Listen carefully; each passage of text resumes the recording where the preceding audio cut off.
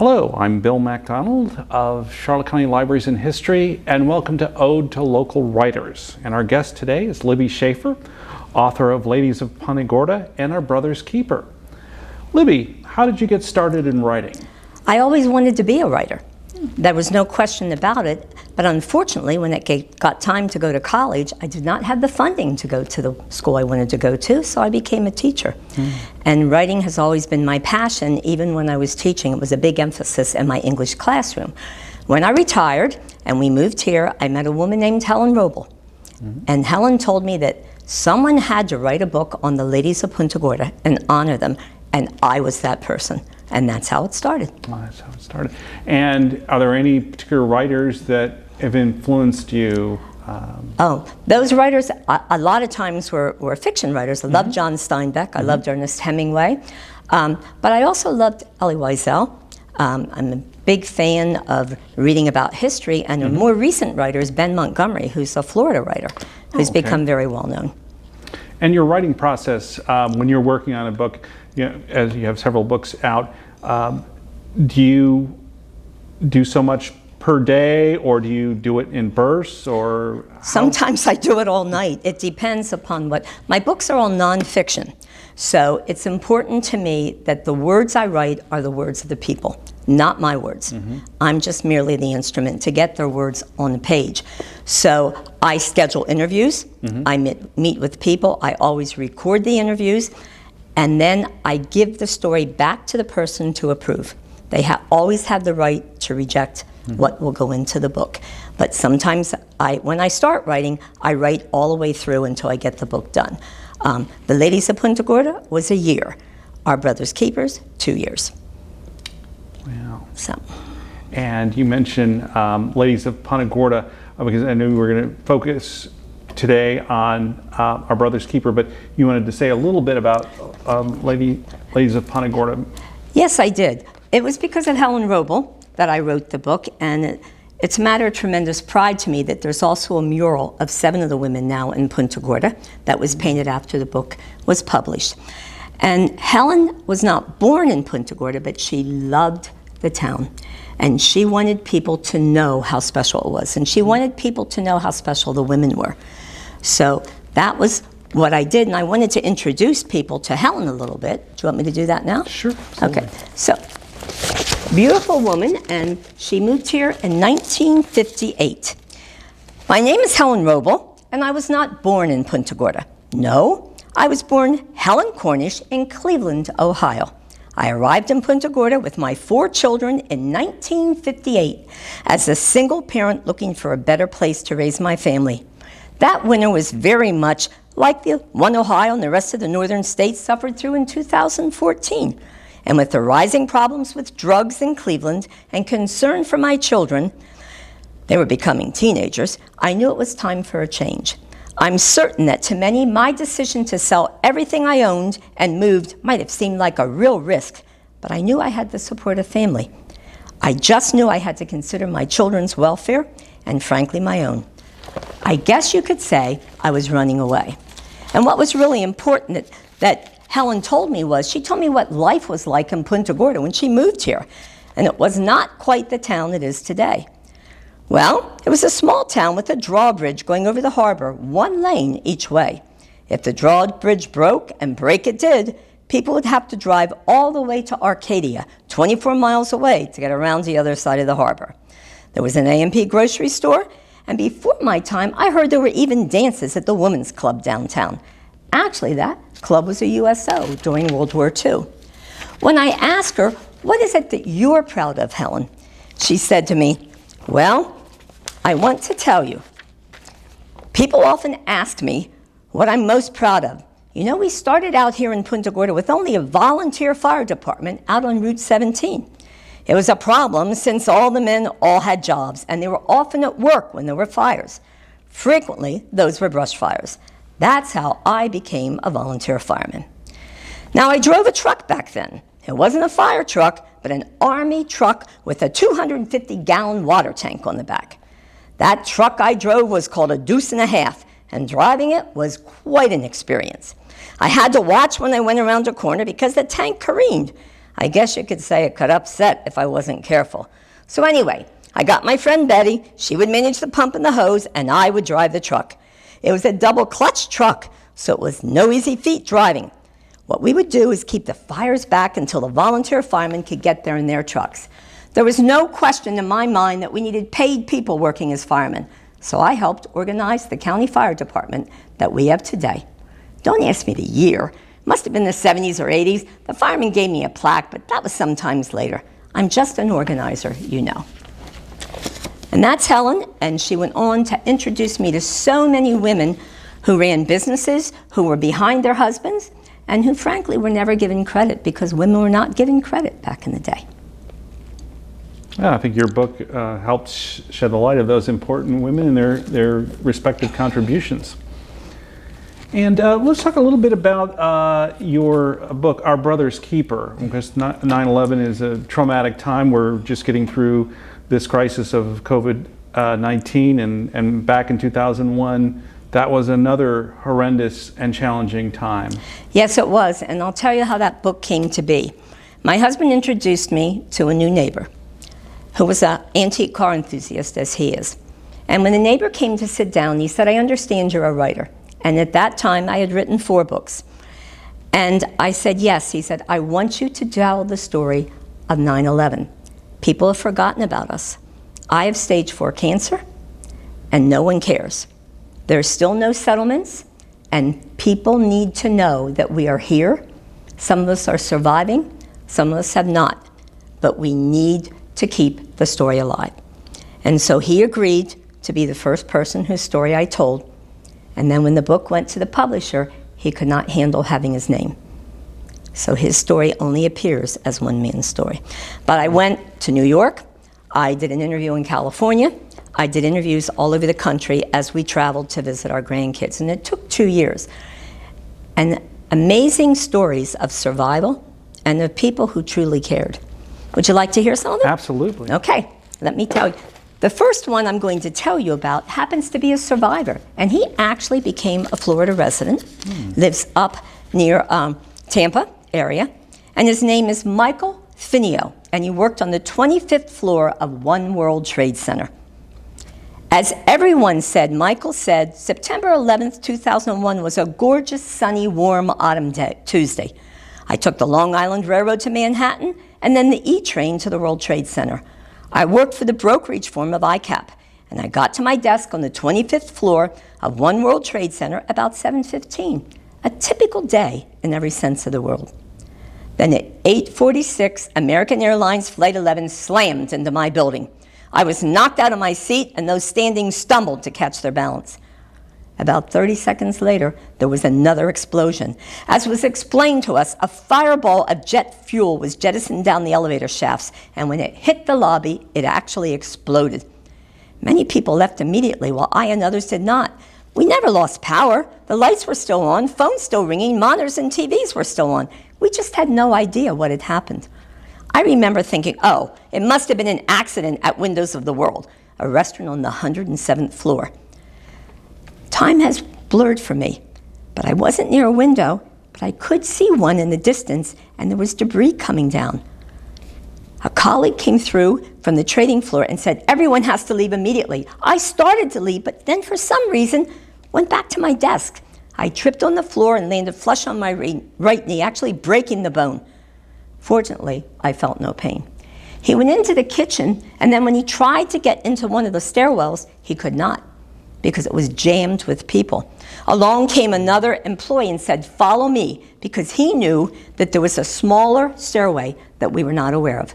It was crowded, but we were able to get on and begin our descent. No one had any idea what had happened. There was even lighthearted conversation. Some guys were talking about going to play golf and coming back in tomorrow. Then when we reached the 16th floor, Tower 2 was hit. We heard it, and we felt it. The stairwell went silent. Everyone realized that this was no accident, and actual fear set in. I tried to pray, but I couldn't even remember the words, so I just begged God for his help. People continued to enter the stairwell, and it got more crowded and slower moving. When we reached the 12th floor, we heard shouts from below to get off the stairs. The fire department was on its way up.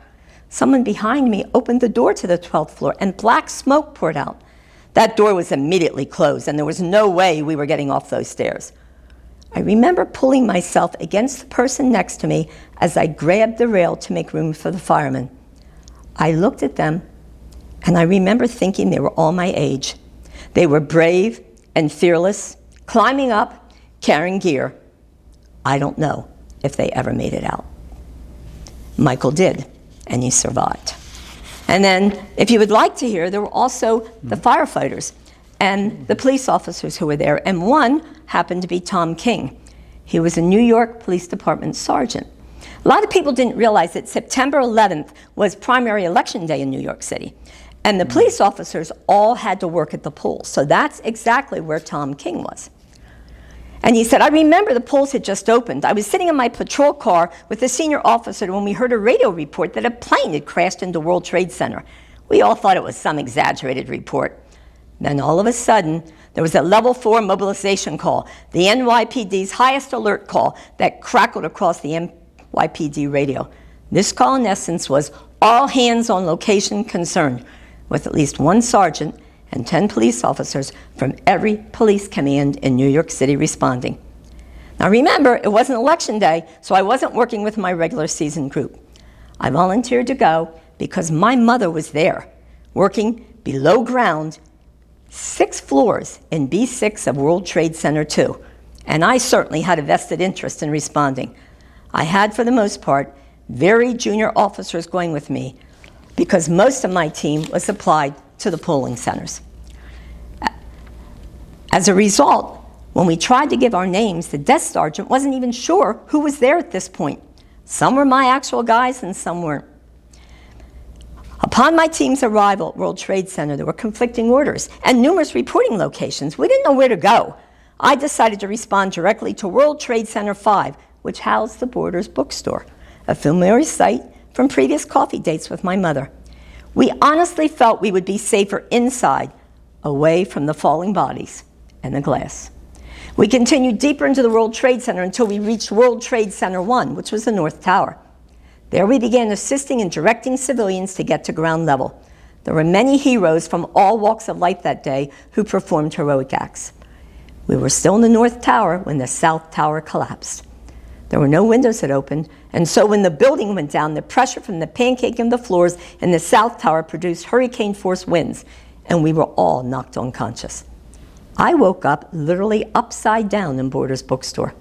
There was this huge globe there, and I thought the tower had been bombed. We kept hearing boom, boom, boom, which was the pancaking of the floors. It was when the boom stopped that we were all knocked out. The South Tower collapsed at 9:59 a.m., and when I woke up, it was about 10:10 a.m. And he was able to stay. But it wasn't just the responders from New York and New Jersey who were there. There were people who volunteered to go from all over. And I can remember because at the time we lived in Bucks County, and it was my first year of retiring, and I wanted to go and volunteer. But because I had compromised lungs, I was given the advice that it was way too dangerous. One woman who went came all the way from Oregon, and her name was Cindy Ellers, and she had a dog called Tikva who offered comfort at different serious catastrophes. And she really, really wanted to go. So she ended up calling the Red Cross and badgering them literally and asking, I want to go, I want to bring Tikva. Finally, they said, okay, come. On September 21st, Tikva and I flew to New York, and when I went right to where all the handlers and the dogs went, the Family Assistance Center. We were told we were there to help relatives deal with the deceased and missing. There had to have been 100 dogs there, and I thought to myself, they don't need the 2 of us there. Finally, they gave me permission to go to Ground Zero. Tikva was one of only 4 dogs who was allowed to go there. That first day we spent at the site, it rained. I remember watching the mist mix with the dust in the air and thinking to myself, that dust is from all the souls that perished, and it left a light coating of dust on the dog's fur. We even had to put raincoats on them, so when the responders and volunteers asked if they could pet them, we had to lift up their coats so they could touch the fur. On one visit, some men were sitting in chairs, others on 5-gallon buckets, staring on as their comrades were sifting carefully through debris. hoping to find just some sign of life. No one was talking, but a multitude of expressions swept over their dirt-stained faces. We approached one of the many stations set up around what was called the pile. When the men found out that Kitva was brought to see them, some actually joked. Others asked what it was she did. I made my way towards them and told Tikva to go and say hi. Her enthusiasm turned to calm. Then she became keen on making her way towards a man who was sitting just staring at the pile. She touched her nose to his knee, and as he reached out to pet her, she lifted her paws up into his lap as if she too was reaching. He carefully lifted her up onto his lap and was surprised to feel the softness of her fur. She then tucked her face into the crook of his arm and waited for his fingers to massage her. I thought perhaps she was also seeking comfort. We remained at that site for 2 hours, where we heard a conversation with a light-hearted with one, while another stroked Tikva's fur and shared his experience of the last 12 days. At the end of each day, I was exhausted. I think it was emotionally, but at the time I didn't know it. When I got there, I learned to look quickly at the pile and then look away. I was exhausted, but then I also wanted to spend 24 hours a day there because I saw the pain in the responders' eyes as they pulled out tiny pieces of the bodies of their brothers. So those were the people, but you know, it wasn't just New York. We also had the catastrophe outside of Pittsburgh, Pennsylvania, near the town of Shanksville.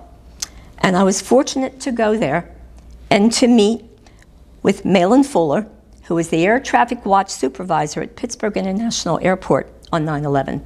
He was getting ready to retire, so his family remained in Elizabethtown, Pennsylvania, while he rented a small apartment, finishing out the last of his days as an air traffic watch supervisor. And he told me, I arrived at the radar room about 6:30 a.m., got my cup of coffee, and relieved the midnight shift supervisor. My wife, Chris, worked in Harrisburg, but you know, it was a beautiful September day, sunny with a blue sky. I remember clearly saying to myself, what a great day to be alive. After the second bank of arrivals landed, a controller on break came into the radar room and said that a plane had crashed into the World Trade Center. I went to the break room to watch CNN and to hear what they were reporting. As I returned to the radar room, I was in a state of total denial, thinking it had to be a small plane that had somehow lost control and hit the tower. After a few minutes, I returned again and realized it was no accident. I realized the United States was either at war or going to war. With whom, I wondered. As the day progressed, I expected there would be more bridges and tunnels blown up, water supplies contaminated, food supplies disrupted, and who what else. I felt like I was in the middle of a Tom Clancy novel or an episode of 24, where anything was possible. The problem was, for Malin, that he was never able, and he still isn't till this day, to let go, even after being retired. And he said to me, I had tremendous respect for the heroes of Flight 93 that crashed into that field. And he said, looking back, I realized that the heroes of Flight 93 were our 21st Minutemen, just like those at Concord and Lexington. They weren't hired to do battle, nor did they volunteer. They just happened to be there, and they stood up. Those 40 ordinary people who sat down the stranger stood up as one and looked evil in the eye, and they stopped it. Most of Flight 93's final minutes happened under Pittsburgh radar, and we couldn't do a thing about it. Somehow, I feel there's a piece of me in that field near Shanksville, and I still go back, and I mourn. When I first visited Shanksville, there was only a temporary memorial, and the sign was left as a tribute. It was written by people carefully, and it said, "Angels gather here." My prayer since then has been that angels will gather around my heart and help me understand what happened that day. And there was the third place, and it was the Pentagon. Right. And I was blessed to meet Reverend Monsignor Philip W. Hill, who was Chief Staff for the U.S. Army's Chief of Chaplain's Office right in the Pentagon. And you know, he told me that when he first got to the Pentagon, it was undergoing renovations, and his office was located on the side they were going to renovate. So he spent my first year there getting ready to move our office so those renovations could be started. Once they were completed, I asked Secretary of Army Thomas White to move our office back to its original location near the helipad, but he refused. I asked him a second time, and he just said no. on 9/11, I was scheduled to attend an early meeting with 3-star General Tim Mauld, G1 head personnel officer of the Army, and also one of my very close friends. His office was on the side, mine once was. His meeting ran late, and I was still waiting outside. I had another meeting to attend that morning, so I had to leave Mauld's office and ask another chaplain to stand in for me. It was a half an hour later that hijacked American Flight 77 rammed right into that side of the building, killing General Mauld in his office. That was the side of the Pentagon that had been reinforced and renovated. Had that plane hit any of the other 4 sides, it would have gone straight on through, killing many more. Had I stayed for the meeting, or if Secretary White had agreed to move our office back as I requested, I also would have been killed. Instead, I ended up having to celebrate Mass for my very good friend. So those are the 4 areas, and as I said, I met so many people who had so many stories to tell. And to me, they'll always be heroes. Absolutely. Yes. Yeah. Did anything surprise you when in the process of writing the book or conducting the interviews? Like many others, I thought those responders, those victims, were all being taken care of. They were not. From 2001 to 2019, it took until they finally were given their benefits. My friend, who suffers from stage 4 cancer till this day, has been denied medication for his thyroid, which was severely damaged by radiation and chemotherapy because it wasn't caused by 9/11. And his regular insurance will not cover it because it's the result of chemotherapy and radiation from the cancer he got from 9/11. So many of those people, it was not until actually Jon Stewart, the comedian, went to Washington with some of the responders, several who were very near death and who died shortly thereafter, and sat in front of Congress and begged for benefits. And that is when the benefits were given. So that shocked me. I had no idea. Like so many others, I thought it happened, it's over, and we're taking care of people. Thought the results were being, the wheels were turning. And 9/11 was in 2001. There were people who were not diagnosed till 2010 and 11 and 15. Those cancers are ones that are frequently seen from computers exploding, from batteries, but frequently they don't show themselves for years. Right. And that's part of the problem. Yeah. So. Do you have anything coming up, or are you working on anything now in terms of? Well, I did write, I wrote several other books. I wrote Cooking with Grandma because I grew up that we went to Grandma and Grandpa's on Sunday. And I wanted to tell stories, not just that was a recipe book, but that told stories about the families and what it was like. Right. And so there are tons of recipes from my Ukrainian grandmother and from women and men all over the United States. And then I wrote Memories of War because my sweet, sweet uncle at the age of 17 was a ball turret gunner in a B-24 in World War II. And I never knew it until I was an adult. And when I asked him to tell me his story, he said, "Oh, no, no, no, no. You mustn't tell my story. You must tell the stories of those poor boys who didn't come back. And you must tell the story of the Tuskegee Airmen, because at one point, our plane had been shot so many times that we didn't think we could make it back to base. And I looked out the side of that ball turret, and there was a Tuskegee Airman who gave me a thumbs up and escorted us back. And all these years, I never got the chance to thank him." So then, I also, for the Punta Gorda Mural Society, for the 25th anniversary, I did the interviews and wrote all the stories for our mural book.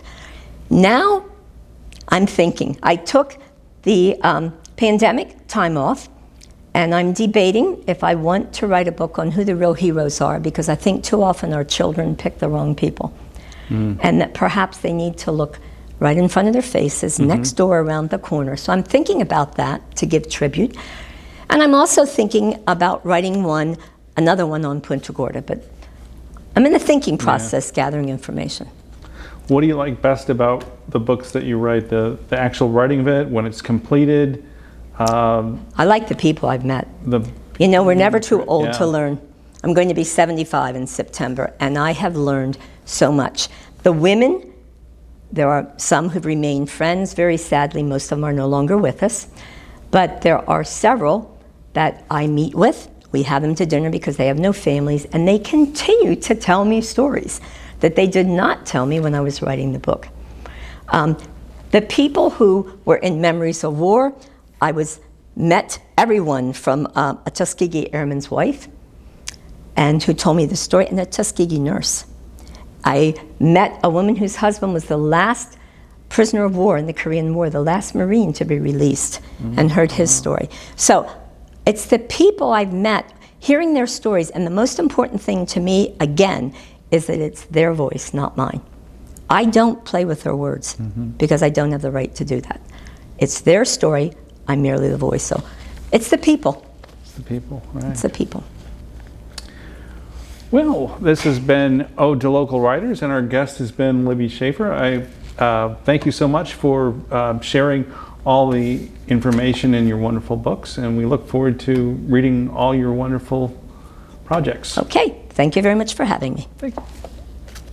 Libby, you've given us wonderful information about your books. Where can one purchase them?